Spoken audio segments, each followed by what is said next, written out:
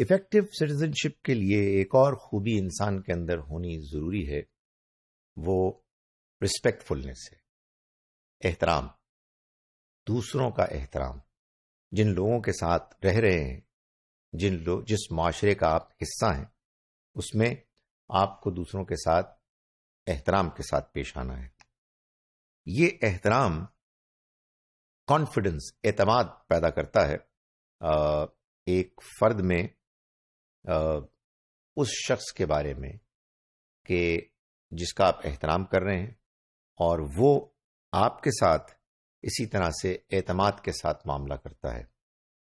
یہ ہمارا تجربہ ہے، یہ ہمارا مشاہدہ ہے کہ اگر ہمیں اس کا خدشہ ہو کہ ہم جس سے ملاقات کرنے جا رہے ہیں، جس سے بات کرنے کے لیے ہم ابھی تیاری کر رہے ہیں، وہ آپ کو بے عزت کر دے گا، تو ہمارا جی نہیں چاہتا کہ ہم اس سے بات کریں، اس سے ملاقات کریں۔ لیکن اگر آپ کو اس بات پر اطمینان ہو کہ مسئلہ خواہ کتنا ہی مشکل اور پیچیدہ کیوں نہ ہو، جن سے آپ بات کرنے جا رہے ہیں وہ آپ کا احترام کریں گے، تو آپ مشکل سے مشکل مرحلے میں بھی ان سے اطمینان سے بات کر سکتے ہیں۔ یہ اعتماد ہر معاشرے کے لیے کہ جس میں آپ خوشی، اطمینان، ترقی، پروگرس چاہتے ہیں، اشد ضروری ہے۔ اس کے نتیجے میں it builds confidence in your self about others. آپ دوسروں کے بارے میں اعتماد رکھتے ہیں، یعنی آپ جب کسی کی رسپیکٹ کرتے ہیں دل سے، تو آپ کو یہ اعتماد ہوتا ہے کہ وہ شخص احترام کے قابل ہے، اور میری اس سے جو توقعات ہیں وہ پوری ہوں گی، میں اس کے بارے میں اچھی رائے رکھتا ہوں۔ یہ بہت اہم جذبہ ہے کہ جو انسان کے اندر دوسروں کے بارے میں ہونا چاہیے۔ یہ احترام کیسے آئے؟ اس کا ایک پہلو تو یہ ہے کہ ہم دوسروں کے مثبت شخصیت کے مثبت پہلوؤں کو دیکھیں، اس کی طرف نگاہ رکھیں۔ انسانوں میں غلطیاں ہوتی ہیں، لیکن انسانوں میں بہت سی خوبیاں بھی ہوتی ہیں۔ اگر انسان دوسرے انسان کے بارے میں یہ طے کر لے کہ میں نے اس کی خوبیوں کی جانب نگاہ کرنی ہے اور اس کی خامیوں کو نظر انداز کرنا ہے، تو پھر اس کا بڑا امکان ہے کہ انسان دوسرے کا احترام کرے گا۔ یہ حقیقت ہے کہ اکثر انسانوں کے اندر بہت سی خوبیاں ہوتی ہیں، اگرچہ کہ ان کے ساتھ خامیاں بھی لگی ہوئی ہوتی ہیں۔